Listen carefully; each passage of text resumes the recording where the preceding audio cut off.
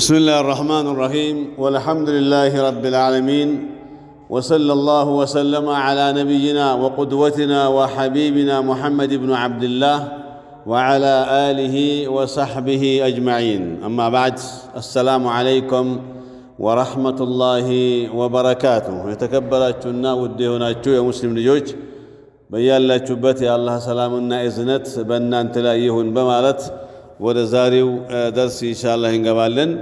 የዛሬው درس ሙፍሲዳት አልሰውም አው ሙብጢላት አልሰውም የሚል ነው። ትልቁ ሸይኽ ፈዲለቱ ሸይኽ ሳሊህ ብኑ ፈውዛን ብኑ አብድላህ ሐፊዘሁላህ ተጠይቀው የሰጧቸው መልሶች አሉ። ጾሙን የሚያበላሹ ነገሮች ምን ናቸው ተብለው ወደ 8 ነገሮችን ጠቅሰዋል። ያው ኢንሻአላህ እነሱን አቀርብላችኋለሁ። ማንኛውም ጾመኛ ሊሪቃቸውና ሊጠነቀቃቸው የሚገቡ 8 ነገሮች አሉ ማለት ነው። ከነሱ መካከል የመጀመሪያው ማንኛውም ጾመኛ በሆነበት ቀን ምግብ ከበላ ከጠጣ ሆን ብሎ ማለት ነው።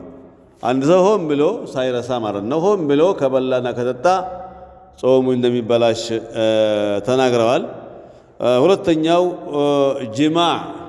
ጅማዕ ማለት የግብረ ስጋ ግንኙነት ከባለቤቱ ጋር በረመዳን ወር በቀን ማለት ነው ከፈጸመ ጾሙ ይበላሻል ብለዋል። ሶስተኛው ወሚንሃ ኢንዛል ማለት መንይ መፍሰሱ ማለት ነው። የዘር ፈሳሽ መፍሰሱ እንደዚሁ ጾሙን እንደሚያበላሽ ተናግረዋል። ሌላው አራተኛው ወሚንሃ አይضን አን የድኹለ ኢላ ጀውፊሂ ሸይአን ማንኛውም ነገር ወደ ሆድ የሚደርስ ማንኛውም ነገር እንደዚሁ ጾሙን እንደሚያበላሽ ተናግረዋል። ለምሳሌ በአይን በኩል የሚገባ ብለዋል፣ ወይም በጆሮ በኩል ወይም በአፍንጫ በኩል ገብቶ ኢዛ ወሰለ ኢላ ሐልቂሂ ፈሃዛ ዩፍጢሩ ከሐልቁ ከጎሮሮ አልፎ ወደ ሆድ የገባ ከሆነ ይህም ጾሙን እንደሚያበላሽ ተናግረዋል። ሊአነሁ አድኸለሁ ኢላ ጀውፊሂ ሳኢለን ሙተዓሚደን ሆን ብሎ በአይኑ በኩል ወይም በአፍንጫው በኩል ወይም ደግሞ በጆሮ በኩል ሆን ብሎ ያደረገው ስለሆነ ያ ደግሞ ገብቶ ወደ ሆድ ከደረሰ ጾሙ እንደሚጠፋበት ተናግረዋል ማለት ነው። አምስተኛው ወከዛሊከ አኽዙ الإبر المغذية ይሄ ለምግብ የሚተካ መርፌ ግሉኮስ የሚባለው ማለት ነው።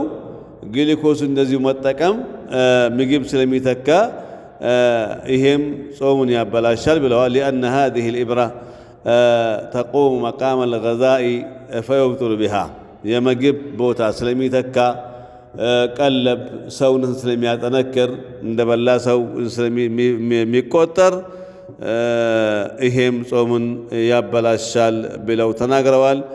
ስድስተኛው ወከዛሊከ من المفطرات للصائم እንደዚሁ ደግሞ የጾመኛን ጾም ከሚያበላሹ ነገሮች ሌላው ምንድነው ይላሉ? አልሂጃማ ይሄ ዋግምት የሚባለው ማለት ነው። ዋግምት ወይም ደግሞ መሰንጠቅ ሸቅ ይሉታል።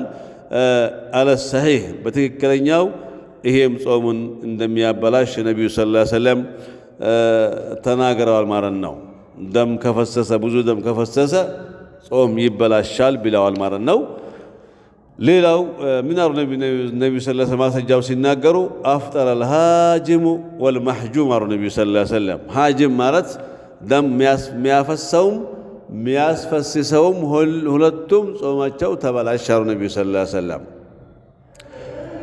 ሰባተኛ ወከዛሊከ አልሐይድ ወንኒፋስ ሴት ልጅ ጾም ላይ ሆና የወር አበባ በቀኑ ክፍለ ጊዜ ከፈሰሳት ወይም ወሊድ ደም ከወለደች የወሊድ ደም ከፈሰሳት ጾማቸው ይበላሻል። ወልሐይድ ወንኑፈሳኡ የሕሩሙ ዐለይሂማ አስያሙ ሁለቱም የወር አበባም ላይ ያለች ሴት የወሊድ ደም ላይ ያለች ሴት ቢጾሙ ጾሙ በእነሱ ላይ ሐራም ነው፣ መጾም የለባቸውም። ጾሙን ማቋረጥ ነው ያለባቸው ሐራም ስለሆነ ማለት ነው። ሓለ ሐይድሃ وحال نفاسها بحيد واجزي بور أبا واجزينا بنفاس واجزي سيت لج مصوم يلباتم بتصوم راسو حرام نو حرام مالت يتكلكل اللازم እንደሚያስቀጣ ነገር ነው ማለት ነው በፍጹም ወደ ጾም መጠጋት የለባቸው ማለት ነው ስምንተኛው الاستقاءة إذا تعمد አንድ ሰው ሆን ብሎ ካስታወከ ወይም ካስመለሰው ጾሙ ይበላሽበታል ማለት ነው ሆን ብሎ ጣቱን ከቶ ወይም ሳር ነገር እንጨት ነገር ከቶ ሆን ብሎ በቀኑ ክፍለ ጊዜ ካስታወከ ወይም ካስመለሰ ይህም ሰው ጾሙ ይበላሽበታል ማለት ነው حتى حصل له القيء قيء ከተገኘ ከወጣበት ማለት ነው ወይም ካስመለሰው ጾሙ ይበላሽበታል فإنه يفطر ይላሉ أما لو قاء من دون تعمد ግን ያለ ቀስዱ ያለ ንያው ደግሞ ካሳወሰስ እሱ ግን ሳያስበው አጋጣሚ ቢያሳውከው ወይም ቢያስመልሰው ጾሙ አይጠፋበትም فإنه لا يفطر بذلك በዚህ ጾሙ ሊበላሽ አይችልም ጾሙ አይበላሽበትም ማለት ነው كذلك لو أكل أو شرب ناسيا فإنه لا يفطر بذلك እንደዚሁ አንድ ሰው ረስቶ ቢበላ ወይም ቢጠጣ እንደዚሁ ጾሙ አይበላሽም ለምን የበላው እየጠጣው ረስቶ ስለሆነ ማስመለሱም ደግሞ በግድ የሆነ ስለሆነ ይህ ሰው ጾሙ አይበላሽበትም ማለት ነው فلا شيء عليه أيضا من النبي صلى الله عليه وسلم አንድ ሰው ረስቶ ቢበላ አሉ ነብዩ ሰለላሁ ዐለይሂ ወሰለም انما اطعمه الله وسقاه አሉ ነብዩ ሰለላሁ ዐለይሂ ወሰለም ይህ ሰው ጾሙ አይበላሽበትም ያበላውና ያጠጣው አላህ ነው አሉ ረስቶ ነው የበላው ረስቶ ጠጣ ደግሞ በግድ አስመለሰው እሱ ሳይፈልግ ማለት ነው በዛ ሰዓት ጾማችን አይበላሽም ማለት ነው ስለዚህ መጾማችን